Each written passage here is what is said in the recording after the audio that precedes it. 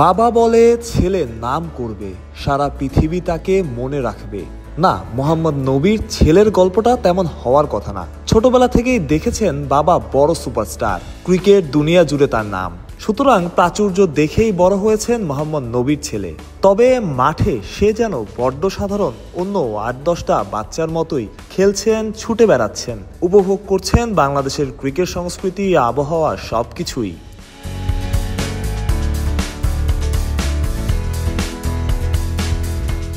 দুর্দান্ত batting skill, football skill ও আয়ত্তের চেষ্টা। তিনি জানেন পরিশ্রমী মেলে সফলতা।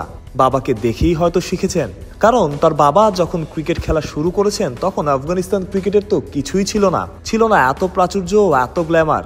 এখন সবকিছুই আছে। নবীর ছেলেও বড় হচ্ছেন বটবৃক্ষের ছায়ায়, যে ছায়া তার বাবা পায়নি আদতে আফগানিস্তান ক্রিকেটও। ছোটবেলায় বোতল দিয়ে বারপোস্ট বানিয়ে ফুটবল খেলেছেন না? সেই স্মৃতি আপনার মনে আছে? মনে না থাকলেও এই ছবিটা দেখে হয়তো মনে পড়ছে, তাই না? মোহাম্মদ নবীর সাথে নাফিস ইকবালের ছেলে, অর্থাৎ তামিম ইকবালের ভাতিজা।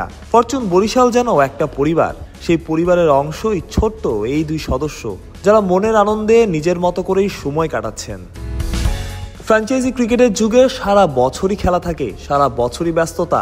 তাই কোথাও গেলে পরিবার সাথে নিয়ে যাওয়া এখন কমন ট্রেন্ড। সেই ট্রেন্ডই ফলো করেছেন মোহাম্মদ নবী। বাংলাদেশে নিয়ে এসেছেন তার পরিবার, আর মাঠে তার ছেলে, যে কিনা সবার নজর কাড়ছে।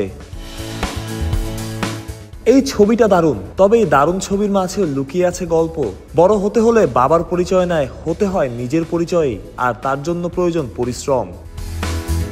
সব বাবারই তো স্বপ্ন থাকে। পার্সোনালি আমার বাবার একটা স্বপ্ন ছিল আমাকে নিয়ে, সেটা আমি হতে পেরেছি কি পারিনি সেটা পরের ব্যাপার। নিশ্চিত করে আপনার বাবারও আপনাকে নিয়ে একটা স্বপ্ন ছিল।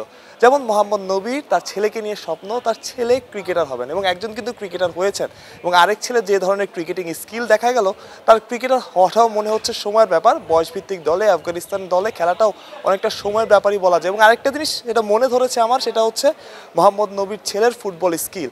অর্থাৎ একজন স্পোর্টসম্যানের ছেলে আসলে যেরকম হয়, মোহাম্মদ নবীর ছেলে সেরকমই। এই কথাগুলো আমি কেন বলছি? এই কথাগুলো আমি বলছি কারণ অনেক বড় ক্রিকেটার হয়ে গেলে, অনেক বড় মানুষ হয়ে গেলে, অনেক ধনী হয়ে গেলে তার ছেলেরা বা তার সন্তানেরা সেই রুটটা ধারণ করতে পারে না। কিন্তু মোহাম্মদ নবীর দুই ছেলেই বা ছেলেরা সেটা পারছেন, সেটা করছেন। এটি আসলে প্রশংসার দাবিদার। এটাই পার্সোনালি আমার ভালো লাগে। সুন্দর একটা গল্প, মনে রাখার একটা গল্প। এবং মোহাম্মদ নবীর ছেলেকে যখন মাঠে খেলতে দেখি তখন আমার ছোটোবেলার গল্প মনে পড়ে যায়। নিশ্চিত করে আপনারও মনে পড়ে যাচ্ছে, এবং সেই জন্যই আমি ক্যামেরার সামনে দাঁড়িয়ে এই কথাগুলো বলছি, এবং নিশ্চিত করে আপনার গল্পটাও ভালো লেগেছে। মাহরুজ প্রত্যয়, বিডি ক্রিক টাইম।